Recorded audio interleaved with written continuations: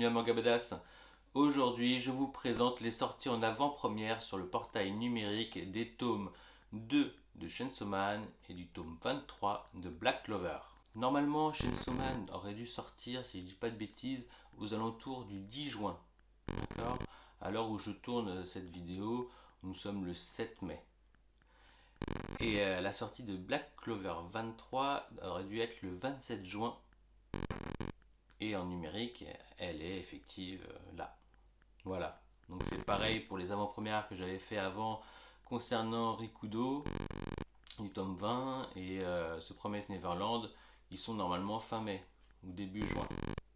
Alors, ce qui est assez drôle, c'est que vous pouvez voir une certaine similitude dans les deux couvertures. Bon, ça n'a aucun lien en soi, hein, mais c'est quand même assez drôle de voir les personnages féminins corps nus dans chacune des deux couvertures. Alors, on va commencer par Black Clover tome 23. Ce que j'apprécie particulièrement dans Black Clover, contrairement à My Hero Academia, qui est un très bon manga en soi, un très bon shonen, c'est le traitement qu'il y a dans le laps de temps entre les deux arcs. Alors, dans My Hero Academia, on retrouve ce qu'on retrouve dans de nombreux shonen, des entr'actes à la plage, confinés dans des mêmes appartements, voilà, une petite vie de groupe, sortie de classe, quoi. Et souvent, c'est pas très intéressant. Alors, ils essaient de faire des gags et tout ça, mais c'est vraiment ce que j'aime le moins dans My Hero Academia, par exemple. Alors que dans Black Clover, franchement, ce laps de temps, il est constructif, il sert à quelque chose, il met des bases pour la nouvelle aventure qui va arriver. euh, et voilà, des nouveaux personnages s'intègrent. Franchement, c'est un plaisir de le lire. Ce tome 23 est vraiment bon, moi je trouve. Je m'ennuie pas une seconde alors qu'on est vraiment, comme je vous l'ai dit, entre deux arcs. Et, euh, et puis voilà, quoi, à un moment, j'ai même pas, je tourne des pages, et puis vu que moi je lis en numérique, je vois pas si j'arrive près de la fin ou non du tome. Donc à chaque fin de chapitre, je craignais qu'on arrivait à la fin du tome, et non, et non, et non. Donc ça c'était très agréable. En plus, ils sont longs à lire et dans le bon sens, c'est pas péjoratif. Je trouve que le tome 23 prend une bonne direction. En plus, on voit bien que le royaume de Clover va s'ouvrir au-delà de ses frontières pour sa nouvelle intrigue. Euh, il va y avoir du level up. Les personnages vont devoir s'entraîner suite à ce qui s'est passé avec le dernier démon et vu qu'ils vont certainement se confronter à d'autres démons, il va falloir qu'ils se mettent au niveau. Et ça, c'est vraiment assez sympathique, c'est bien amené. Donc des entraînements sont programmés ainsi qu'une grosse adversité. Et voilà, ça donne super envie de lire le tome 24. Donc pas surpris, mais euh, une agréable satisfaction de retrouver Black Clover.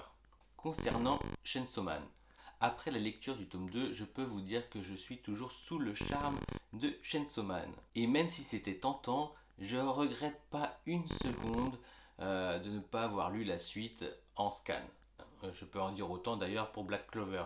Ce sont deux séries que je fais en sorte de ne pas lire les scans. Comme ça, j'ai une véritable découverte et une petite hype à la sortie de chaque tome.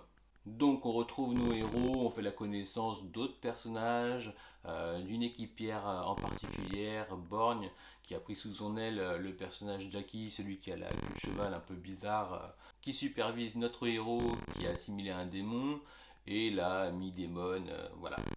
Et ce qui est très appréciable, c'est que les relations s'affinent entre eux.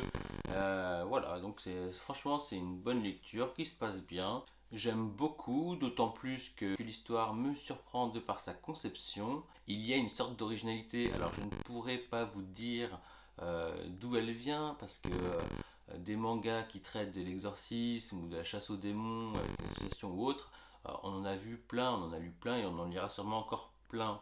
Et pourtant, il y a bien une sorte d'originalité. Alors je ne sais pas si c'est le fond ou la forme.